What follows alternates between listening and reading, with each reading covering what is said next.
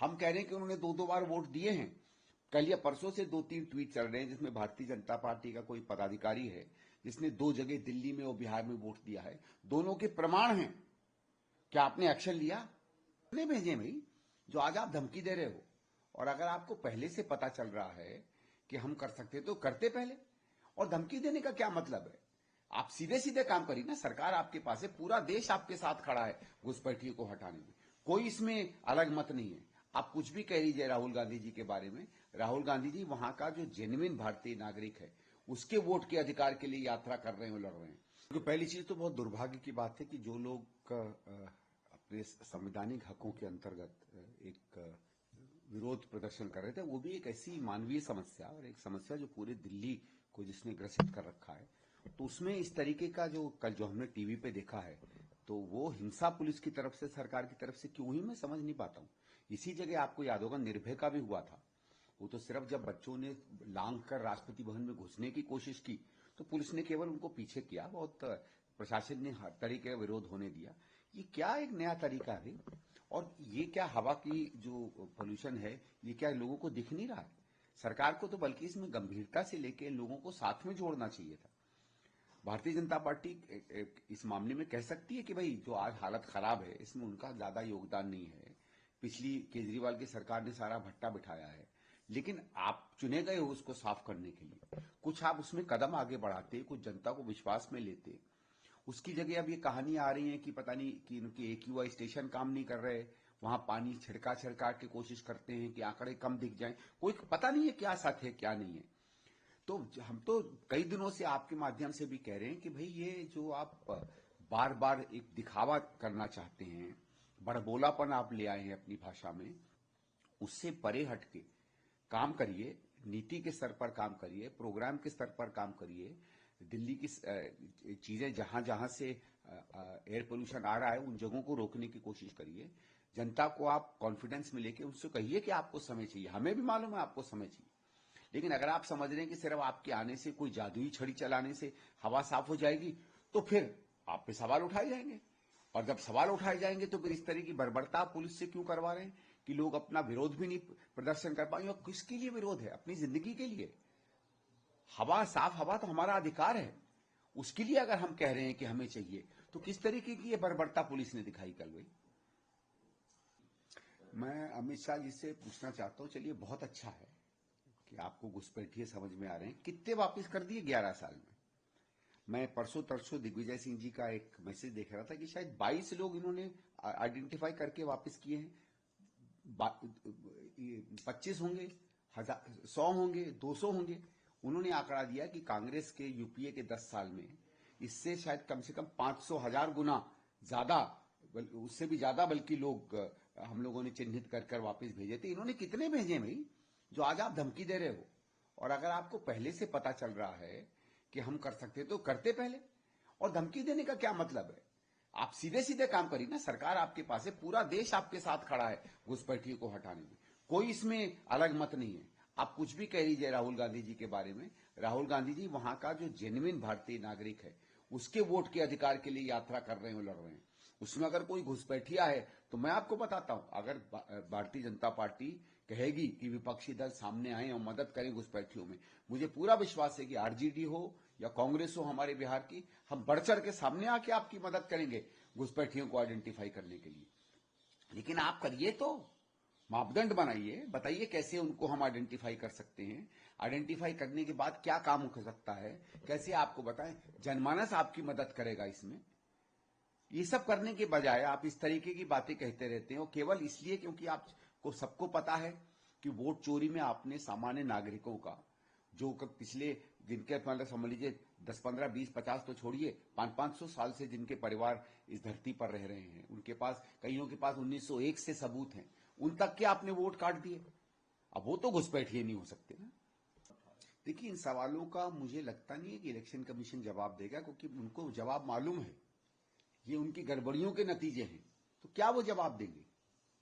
मुझे लगता नहीं कि ये कोई ऐसा है। मतलब बहुत अच्छा है कि राहुल जी और तेजस्वी जी सामान्य सवाल पूछ रहे हैं जनता के सामने की बात है, पर इलेक्शन कमीशन इस पे जवाब नहीं दे पाएगा।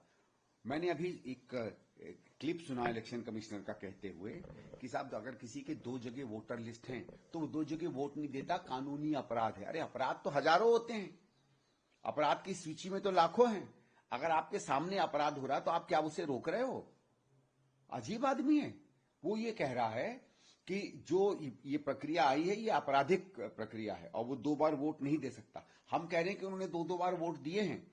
कल या परसों से 2-3 ट्वीट चल रहे हैं जिसमें भारतीय जनता पार्टी का कोई पदाधिकारी है जिसने 2 जगह दिल्ली में और बिहार में वोट दिया है। दोनों के प्रमाण हैं। क्या आपने एक्शन लिया? राहुल जी कुछ कह देते हैं तो पूरी की पूरी इलेक्शन कमीशन, ट्विटर हो, सोशल मीडिया की जगह हो, खोज के निकाल कर फौरन उस पर जवाब दे देती है। और जब सामान्य जन से ये सबूत इंटरनेट पर आ रहा है, सोशल मीडिया पर आ रहा है, कहां 2-2, 3-3, 4 लोगों ने बार बार वोट दिया है, तो चुप्पी खाए बैठे। आप तो बहुत दिनों से कह रहे थे कि हमें और पुख्ता सबूत मिले, तो आपको 2 उदाहरण, 10 उदाहरण, 100 उदाहरण जो आज इंटरनेट पर चल रहे हैं वो तो मिल रहे हैं, उस पर ही कार्रवाई कर देते।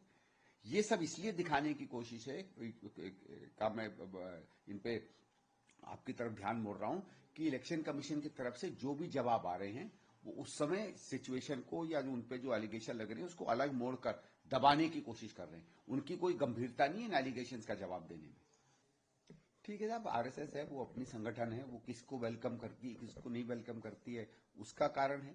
लेकिन उसकी मैं संघ में मेरी कोई रुचि नहीं है, संघ में कोई आए कोई नहीं आए, लेकिन उसके जो जब ट्रेनिंग होती है या कोई संघ में ज्वाइन करता है और संघ की जो अपनी किताबें हैं उसमें ये स्पष्ट है, वो बताया जाता है कि भारत के वो 3 या 4 दुश्मन चिन्हित करते हैं, जिसमें मुसलमान हैं, जिसमें क्रिश्चियन हैं, जिसमें कम्युनिस्ट भी हैं, और कोई एक आध और होगा तो मैं ठीक से याद नहीं है।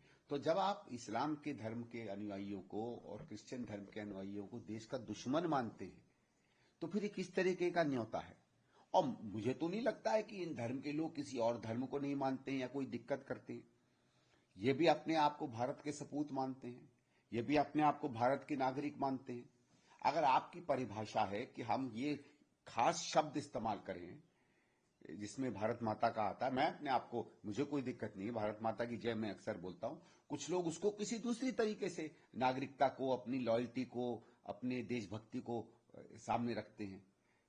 तो आप ये थोड़ी है कि कोई आरएसएस ये मापदंड तय करेगी कि उसके हिसाब से कौन देशभक्त है या देश प्रेमी है। वो मापदंड संविधान तय करता है। संविधान के तहत अगर हम पूरे के पूरे कानूनों पर विश्वास रखते हैं, भारतीय एकता की और अखंडता के लिए हम कटिबद्ध हैं, भारत की जब भी जरूरत पड़ेगी, भारत सरकार की, भारत की सीमाओं की रक्षा और सुरक्षा की, भारत के अंदर हमारे समाज में शांति और कानून की व्यवस्था करने के लिए, तो उसमें जो जो लोग बढ़ चढ़ के हिस्सा लेंगे वो सब भारतीय हैं, वो सब देशभक्त हैं। और जो उसको तोड़ेंगे वो भले अपने आप को किसी का भी सपूत कहते हो, कम से कम संविधान की परिभाषा के अंदर या जिस तरीके से हम इस देश को समझते हैं, क्या उनको भी आप उसी बराबर का देशभक्त मानेंगे जो किसी दूसरे धर्म के आदमी को सिर्फ इसलिए काट मार दें क्योंकि उससे जबरदस्ती कुछ चीजें वो बुलवाना चाहते हैं?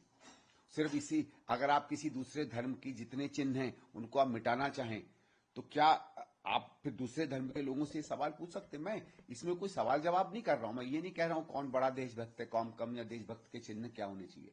मैं आरएसएस से पूछ रहा हूं, आप जिन धर्मों को और जिन धर्म के चिन्हों को आप समझते हैं कि उनमें इस देश में जगह ही नहीं है, तो फिर उन धर्म के लोगों को आप क्यों न्योता दे रहे हैं और किस बेसिस पे न्योता दे रहे हैं, ये आप ही जानो।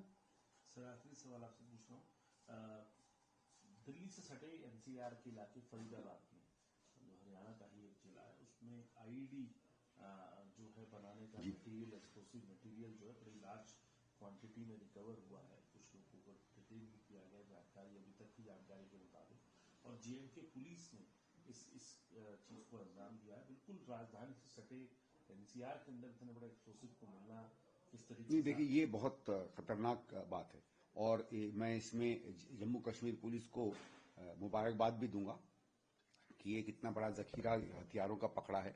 और जहां तक मुझे जानकारी, आईडी एक बहुत खतरनाक तरीके का होता है जिसका बहुत डिवास्टेटिंग इस्तेमाल लोग कर सकते हैं।